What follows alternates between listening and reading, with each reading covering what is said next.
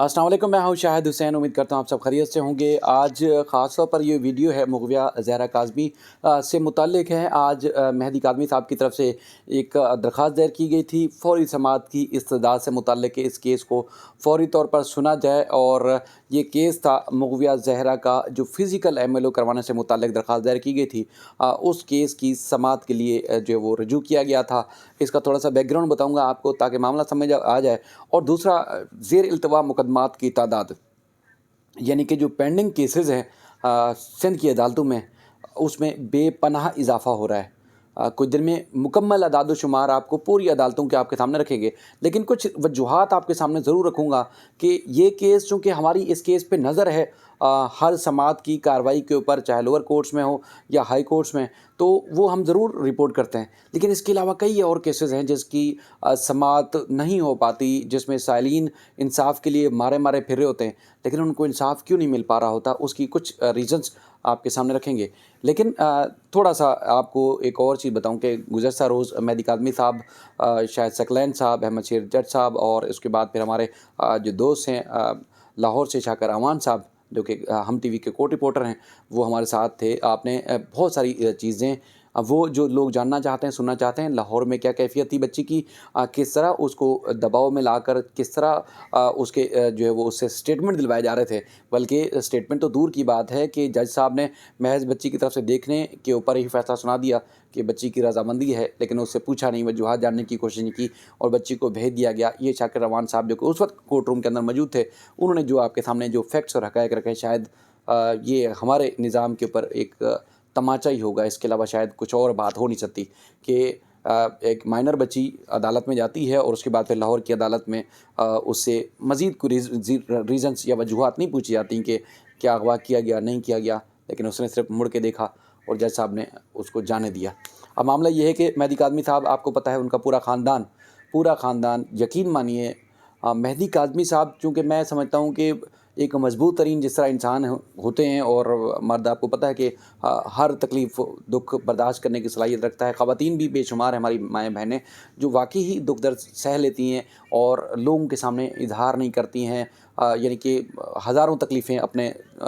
साथ लेके चलती हैं, लेकिन कभी लोगों को नज़र नहीं आता कि वो कितनी तकलीफ़ में होती हैं। लेकिन मेहदी काज़मी साहब, आपको पता है, वो और उनके और ख़ानदान के कितने लोग हैं जो अब जब उनसे बात होती है तो उनसे बात नहीं हो पाती। आप अंदाज़ा लगाएं कि उनसे बात नहीं हो पाती, और वो जिस कैफ़ियत में है, शायद ही इस कैफ़ियत से कोई और गुज़र रहा हो। क्योंकि हम तो एक चीज़ को रिपोर्ट कर रहे हैं, हमारी जो फ़ीलिंग है वो एक सहाफ़ी की हद तक, या अगर किसी भी हद तक हमने पर्सनल ले लिया है, चलिए मान लेते हैं, लेकिन इसको उस हद तक हमारी फ़ीलिंग नहीं है जिस तरह एक ख़ानदान जो तड़प रहा है, जो उनकी एक रोज़-रोज़ की जो उनको मुश्किलात हैं, केस समाअत के लिए मुकर्रर होता है, कभी जज साहब नहीं होते, कभी किसी वजह से, कभी किसी वजह से उसमें ताख़ीर हो रही है, तो उनकी फ़ीलिंग, हमारी जो फ़ीलिंग है, यानी कि अशरशीर भी नहीं हो सकती, हमारी कुछ भी फ़ीलिंग नहीं है जितना उनकी है, लेकिन हमारे ऊपर जो गुज़र रही होती है। मैं आपको कल भी, बल्कि मेहदी काज़मी साहब को मैंने कहा कोर्ट रूम से निकलते हुए, मैंने कहा शायद अल्लाह ना करे किसी को कुछ हो, लेकिन मुझे लगता है कि अब इस केस को लेके मुझे कुछ ना कुछ ज़रूर हो जाएगा। अब यानी कि इस हद तक हमने इस केस को जिस तरह रिपोर्ट किया संजीदगी से के साथ, और जिस तरह उतार चढ़ाव देखे, तो कभी ऐसा लगता है कि वाकई डिप्रेशन की वजह से कुछ और हो जाएगा। तो लेकिन ख़ानदान किस तरह गुजर रहा है, वो आप खुद अंदाज़ा लगाएं किस तरह। मेहदी काज़मी साहब जिस तरह हमारे साथ लाइव थे, तो ज़ाहिर है ख़ानदान में आपको पता है कि जिस तरह की तकलीफ़ में, तो पूरा इनका ख़ानदान यूनाइट होकर चल रहा है, यानी कि इस सानहे से निपटने के लिए सब मुत्तहद हैं, एक साथ हैं, और तकरीबन हम समझ सकते हैं कि वो हम आवाज़ हैं सब। तो अहलिया की तबीयत थोड़ी सी नासाज हुई, ज़ाहिर है डिप्रेशन का मामला है, परेशानी है, तो वो उनको लाइव से जाना पड़ा। आप अंदाज़ा लगाएं कि किस तरह मुश्किल में है, क्योंकि इंसाफ की तवक्को है और इंसाफ में ताख़ीर हो रही है। नाउम्मीद नहीं है वो किसी सूरत भी इस निज़ाम से, ना हमारे अदालती निज़ाम से, लेकिन ताख़ीर की वजह से बेशुमार उनको परेशानियों का सामना है। तो बहरहाल हम सब की दुआ है कि उनकी और इसी तरह कई और मेहदी काज़मी साहब हैं या उनके ख़ानदान की तरह अदालतों से इंसाफ के लिए जंग लड़ रहे हैं, कानून की जंग लड़ रहे हैं, और अदालतों के धक्के खा रहे हैं, मुख्तलिफ़ कानूनी पेचीदगियों के धक्के खा रहे हैं, और उनको बर वक्त इंसाफ नहीं मिल पा रहा। तो उम्मीद है कि इनको भी, और भी लाखों लोग हैं, अल्लाह ताला उनको भी इसी तरह कहते हैं ना कि मुश्किलात से निकाले और उनको इंसाफ फ़राहम करे। बाकी तबीयत उनकी स्टेबल है, ऐसा नहीं है कि कुछ और उनको, यानी कि कोई अस्पताल में मुंतकिल होना पड़ा हो या कोई एडमिट करा दिया गया हो। कैफ़ियत ख़राब है, यानी कि कैफ़ियत ताख़ीर से इंसाफ़ मिलने की वजह से, क्योंकि पहले उनको इल्म नहीं था कि उनके साथ क्या है। लेकिन जब से बेटी के जज्बात और उन बच्ची की ख्वाहिशात का जब उनको पता चला है, तो अब कोई भी हो उनसे ये नहीं बर्दाश्त हो पा रहा कि उनका बच्चा इस तरह दूर है तो किस तरह है। अच्छा, उसके बाद अब थोड़ा सा हम आते हैं कि सलाउद्दीन पंवार साहब चूँकि अब नहीं, बल्कि अब लगता है कि तकरीबन कोई अगले 15 दिन भी एमएलओ जो फ़िज़िकल एमएलओ था उसमें नज़रसानी से मुताल्लिक़ जो केस है वो समाअत उसकी ना हो सके, यानी कि वो समाअत फ़िक्स ना हो सके। उसकी रीज़न मैं बताता हूँ कि आज जो सिंध में वर्किंग डे था, जो विंटर वेकेशन के लिए वर्किंग डे जो था वो आज आखिरी था, यानी कि अब कल से तो सैटरडे, उसके बाद संडे आ जाएगा, मंडे से विंटर वेकेशन बाकायदा तौर पर उसका शुरू हो गया है सिंध के अंदर, यानी कि 26 से 9 जनवरी तक विंटर वेकेशन है, यानी कि 10 जनवरी आप कह सकते हैं। अच्छा, अब जो पहला हफ़्ता होगा, यानी कि नेक्स्ट जो मंडे है, उसमें जस्टिस सलाउद्दीन पंवार साहब की सिटिंग नहीं है, यानी कि वो वेकेशन पे ही रहेंगे पूरा हफ़्ता। जो सर्दियों की छुट्टियाँ हैं यहाँ सिंध की अदालतों में, उनकी सिटिंग नहीं है। तो इसका मतलब ये है कि अगले हफ़्ते अर्जेंसी भी फ़ाइल की जाए तो वो भी सिटिंग में नहीं होंगे। अच्छा, उसके बाद यानी कि जो अगला हफ़्ता है उसके बाद जो हफ़्ता शुरू होगा, वर्किंग डे शुरू होगा, या जो वेकेशन के दौरान जो एक सिटिंग होगी उनकी, वो उनकी सिटिंग तो ज़रूर है सिंध हाई कोर्ट में, लेकिन वो 2 रुकनी बेंच में उनकी सिटिंग है। ये वाला जो केस सुन रहे हैं वो सिंगल बेंच में सुन रहे हैं, यानी कि एक मुअज़्ज़ज़ जज जो है वो उस केस की समाअत करते हैं, लेकिन एक पूरा हफ़्ता वो नहीं होंगे। और उसके बाद वाला जो हफ़्ता होगा वो उनका वो सिंगल बेंच में नहीं बल्कि 2 रुकनी बेंच में है। तो ये केस है सिंगल बेंच का, तो उसमें यानी कि जब इसके बाद जब अगर सिटिंग उनकी होगी भी सिंध हाई कोर्ट में, तो वो 2 रुकनी बेंच में होंगे, ये केस उस वक्त भी नहीं सुन सकेंगे। जो सूरत हाल नज़र आ रही है, तो हो सकता है किसी तरीके से सिंगल रुकनी बेंच के जो उनके केसेस हैं वो मुकर्रर हो जाएं, लेकिन वो जो हालात व वाक़यात हैं, यानी कि मज़ीद 15 रोज़ भी एमएलओ में नज़रसानी से मुताल्लिक़ दरख्वास्त की समाअत नहीं हो सकती।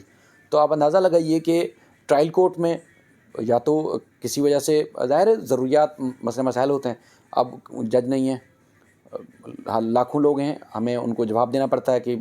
देखें निज़ाम इंसाफ़ है हमारा, और अदालतों के ऊपर कोई बात करे तो शायद ना कोई वकील बर्दाश्त करता है, और बहैसियत कोर्ट रिपोर्टर भी अगर कोई और भी अगर उँगली उठा रहा होता है तो हम ज़रूर दिफ़ा करते हैं। रीज़न ज़रूर होती हैं, एक ज़ाती ज़िंदगी भी है और इस तरह के मामलात से उनको भी गुज़रना पड़ता है।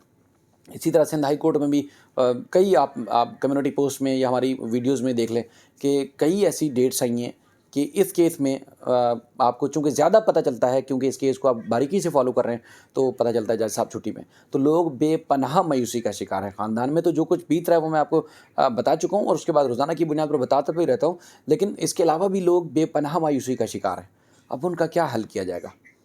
इसके अलावा जिस दिन जज साहब नहीं होते तो सिर्फ इस केस की समाअत तो मुलतवी नहीं होती ना,